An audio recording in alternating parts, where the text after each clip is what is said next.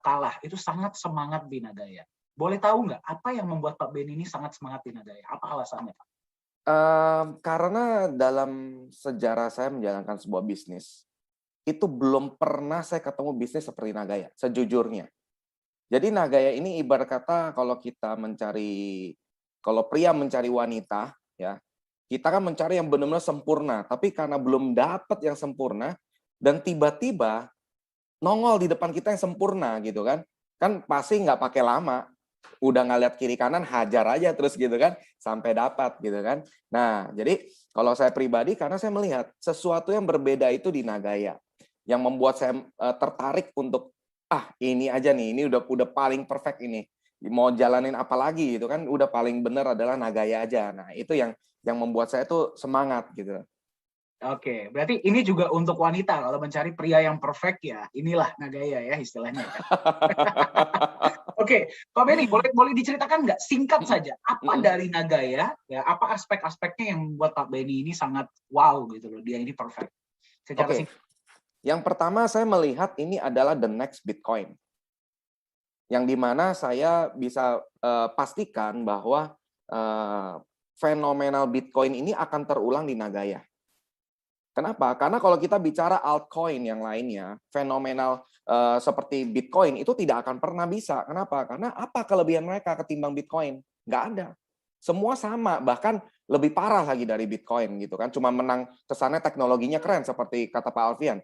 Nah, tapi, kalau kita lihat Nagaya bedanya apa? Dia punya underlying aset real, sebagai aset yang punya nilai intrinsik yang membackup nilai supaya dia tidak bisa unblock sampai ke dasar, sudah ada jaringnya. Yang kedua, Nagaya ini punya aset produktif, di mana aset produktif ini yang bisa memberikan benefit lebih kepada para pemegang aset supaya mereka tidak mau melepas koinnya begitu saja.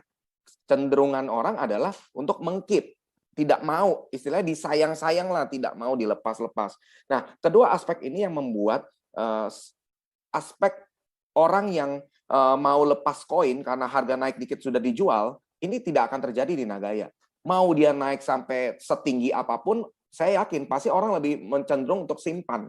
Kenapa? Karena ada namanya fitur pembuangan koin yang di mana semakin langka jumlah koinnya. Bahkan dari 50 juta hanya tersisa sampai 10 juta.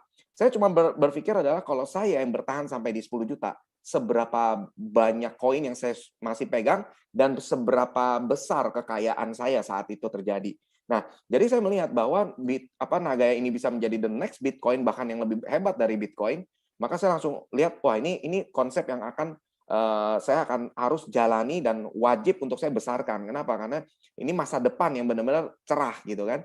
Nah, lalu ya itu yang pertama dari sisi, nilai marketnya yang saya lihat, wah ini bakal bisa, melebihi harga Bitcoin, all time high Bitcoin pasti lewat. Katakanlah di $100.000. Itu, Nagaya bisa menyentuh angka $100.000. Tapi kita harus kasih waktu juga kepada Nagaya untuk membuktikan, ya kurang lebih 15 tahun lah, worst case-nya gitu kan. 15 tahun membuktikan bahwa sampai di $100.000, ya kan. Kalau kalau Bitcoin 13 tahun yang tidak punya fundamental dan underlying aja bisa sampai all time high 60 ribuan, masa iya Nagaya yang sudah punya itu nggak tembus 100.000? Rasanya mustahil untuk itu terjadi gitu kan. Nah, lalu kemudian yang saya melihat adalah di program referralnya. Karena saya pribadi kan background-nya adalah seorang networker. Jadi ketika saya melihat program referralnya Nagaya ini, saya melihat ini sesuatu yang berbeda. Berbedanya apa? Saling, berkesinambungan. Ya, jadi kalau istilahnya kalau buah si malakama nggak bisa milih salah satu gitu ya. Nah, jadi kayak gitulah kurang lebih. Jadi ketika saya melihat, Nagaya ini punya konsep yang sangat bagus. Gimana caranya supaya orang benar-benar tidak mau lepas koin? Yang pertama dengan cara, dikasih benefit, ya kan, dikasih benefit, penambahan hak emas, profit sharing yang dibagikan ini sebagai, yang membuat orang alasan untuk simpan ini koin nggak mau dilepas. Lalu yang kedua, yaitu apa? Ketika kita membangun jaringan, kita kan akan mendapat royalti dari setiap profit sharing yang diterima oleh tim kita, ya kan?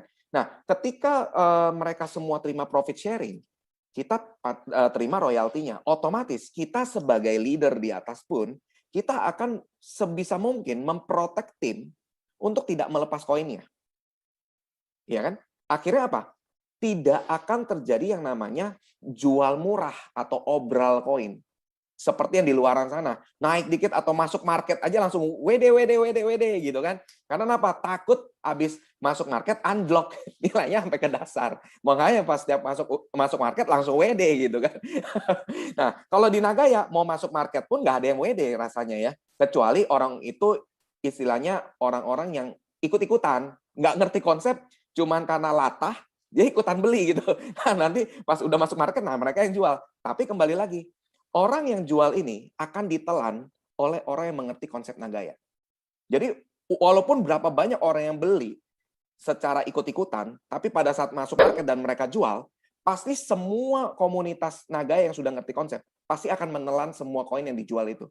Bahkan tidak sempat untuk dibeli oleh trader yang ada di exchanger, gitu kan. Keburu komunitas udah udah makan dulu gitu kan. Kayak saya sendiri ada beberapa penawaran orang yang butuh duit mau jual Nagayanya, saya langsung nanya, "Harga berapa?" "Wih, harganya oke nih." Langsung saya telan gitu kan. Nah, saya rasa hal itu juga akan terjadi ketika nanti saat masuk market gitu kan. Nah, apalagi ketika acara DAO konsensus itu yang membuat saya langsung terbelalak gitu ya ngelihat, wih, ternyata dunia aja itu tidak seribet Indonesia. Mereka cuma melihat, oh oke, legalitas Singapura. Artinya mereka sudah proven. Karena kalau kita lihat ya, kita bisa menilai lah orang yang expert di dunia kripto sama orang yang amatiran di dunia kripto, itu terlihat sekali. Kalau orang expert, dia akan nanya legalitasnya di mana. Oh, negara Singapura, oke, proven. Tapi kalau orang yang amatiran, dia akan nanya gini, sudah masuk market belum? Kenapa dia nggak masuk market? Kenapa dia nggak masuk coinmarketcap.com? Ya kan? Nah, ini kan pertanyaan-pertanyaan orang-orang yang amatiran, yang mereka nggak ngerti tentang kripto, tapi sok-sok mengerti tentang kripto, sok-sok expert gitu kan. Nah, sedangkan kalau kita lihat, landasan apa kalau misalnya koin itu masuk market sudah aman, koin itu ada di CMC sudah aman. Banyak koin yang sudah scam, ya kan? Seperti 2018 koin yang dengan volume terbesar, koin baru volume terbesar, terkenal top 5 di CMC dan di market ada belasan, akhirnya scam, ya kan? Nah, jadi kalau orang masih percaya yang namanya masuk coin market cap sama masuk market itu proven, artinya dia benar-benar nggak upgrade dirinya, dia nggak menambah pengetahuannya tentang kripto, dan dia mau dibodoh-bodohi oleh oknum-oknum tertentu aja, terutama oknum-oknum mafia token gitu kan, bikin token masukin market, wah ini proven, kenapa? Karena sudah masuk market dan sudah ada di CMC gitu kan, padahal kita tahu sendiri caranya mudah sekali untuk masuk ke sana, tapi kenapa Nagaya nggak lakukan itu ya? Karena Nagaya terbentur oleh regulasi Singapura. Nah itu yang saya lihat tidak sembarangan, karena ketika saya melihat, oke, Nagaya berani ambil tindakan mendaftarkan perusahaan di negara Singapura itu nggak main-main. Karena kalau blacklist Singapura kan blacklistnya internasional. Nah, beda dengan negara lain, blacklistnya kan nggak internasional. Nah, ini yang membuat saya langsung semakin yakin dan akhirnya saya memutuskan untuk fight. Nah, ditambah, kalau saya sebagai networker, saya melihat dari sisi program referral ini, terutama royalty, saya hanya cukup bangun satu kali jaringan. Habis itu saya benar-benar time freedom, money freedom. Kenapa? Karena profit sharing itu tidak bergantung pada omset. Koin sudah terjual habis, profit sharing tetap dapat. Kenapa? Karena proyek jalan terus. Beda dengan saya dulu membangun bisnis-bisnis jaringan, harus mengandalkan repeat order produk, ya kan, mengandalkan omset tahunan. Nah, ini kan yang membuat akhirnya ujung-ujungnya aktif income bukan passive income. Tapi ketika saya melihat di Nagaya, wah ini benar-benar real passive income dari proyek-proyek yang jalankan. Apalagi semakin banyak koin yang terjual, proyek makin nambah. Profit sharing dibaginya makin besar gitu kan. Nah, jadi kurang lebih seperti itu Pak Dani, singkatnya. Mantap ya, berarti beberapa poin-poin, legalitas, backup, sistem referralnya, ya. Dan saya sangat suka yang tadi Pak Benny bilang ya, orang yang nanya market dan coin market cap sebelum tanya tentang koin itu biasanya mereka nggak terlalu paham, karena mereka nggak tahu CMC dan market itu tuh masuknya sebenarnya segampang apa sih. Justru yang bisa mendapatkan legalitas negara Singapura itu yang ribet. Iya kan? Betul. Pak ini boleh tahu nggak secara singkat aja Pak, impiannya bersama Nagaya bagaimana Pak ke depannya? Impian saya bersama Nagaya, saya target pribadi ya, saya mentargetkan diri saya harus punya 1 juta koin. Supaya terburuknya saya punya 100.000 koin. Nah, dengan 100.000 koin itu saya bisa melakukan apapun di seluruh dunia ini. Kenapa? Karena saya cuma berasumsi kalau dia naik ke $100 aja, saya sudah bisa melakukan apapun. Apalagi kalau naiknya ke 100.000 US dollar. Wah, Wah, itu sudah jadi bahkan sultan bisa Pak Benny ya. bisa jadi sultan dan bisa beli pulau gitu kan. Besok pembicaraannya udah nggak mau beli barangan, tapi mau beli pulau di mana ya Pak ya? Nah, itu. Oke, Pak Benny, hari ini kan kita mau kenaikan harga nih, mungkin dalam waktu beberapa jam ya. Ada beberapa dari kita yang masih berpikir belum top up, bahkan mungkin ada yang mikir, wah saya mau top up dong. Apa pesan Pak Benny untuk mereka bisa top up hari ini, agar mereka cepat top up hari ini? Oke, jadi kalau biasa kalau misalnya bawa edukasi, saya sering mengatakan hal ini. Semua orang ingin sukses, betul kan? Dari sisi keuangan, semua orang ingin sukses. Tapi mereka tidak tahu cara sukses itu seperti apa. Yang mereka pikir adalah kalau punya banyak uang adalah sukses. Salah. Sukses itu berdasarkan dari langkah keputusan kita. Yaitu apa? Saya selalu bilang ini, kesuksesan bukan untuk orang yang bisa lihat peluang. Karena semua orang bisa lihat peluang. Tapi kesuksesan hanya untuk orang yang berani meraih peluang yang dia lihat dan mengerjakannya hingga tercapai. Nah, artinya ketika kita melihat bahwa, peluang Nagaya ini bagus, konsep Nagaya ini bagus, tapi kalau kita nggak action, nggak ambil tindakan, hasilnya nol. Tapi kalau Anda bisa berani ambil tindakan, melangkah aja, karena kesuksesan itu cuma satu langkah di depan Anda. Ketika Anda berani melangkah, itu Anda sudah awal dari kesuksesan kehidupan Anda. Nah, tapi ketika Anda berpikir-pikir, mendengar kanan kiri, percayalah, banyak orang yang cemburu. Banyak orang yang nggak suka Anda sukses. Tapi kalau Anda percaya terhadap intuisi hati Anda, insting ya, melihat bahwa Nagaya ini bagus, segera ambil keputusan, mumpung harga masih lama nih. Nah, kenapa? Karena hitungan 3 jam lagi, setiap orang yang beli di harga sekarang langsung untung 8,7%. Pertanyaannya, bisnis apa yang bisa kasih kayak begitu? Langsung untung 8,7%. Nggak percaya, hitung aja. $1,75 dikurangin $1,61, hasilnya dikali 100 dibagi harga saat ini, 1,61. Hasilnya 8,7%. Nah, pertanyaannya di mana lagi bisa dapat keuntungan sebesar itu? Nah, tapi jangan langsung dijual Bapak Ibu, sayang. Tunggu harga $100 baru dijual. Itulah baru konsep holder. Jadi kalau dulu saya seorang trader, saya kalau dulu udah bangga dengan dulu saya suka trading gitu kan. Saya suka trading, apalagi terakhir saya banyak trading itu di Indodax gitu kan. Nah, saya sudah bangga banget, dengan trading saya pernah menghit 5 menit, nggak nyampe 5 menit, profitnya 180% dari trading di Indodax.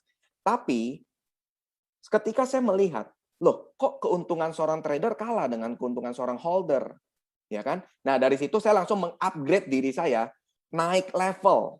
Ingat Bapak Ibu, naik level. Kalau Anda masih seorang trader, pastikan Anda mengupgrade diri Anda menjadi seorang holder. Pertanyaannya, ada nggak trader yang jadi konglomerat dunia? Nggak ada. Hanya holder yang ada.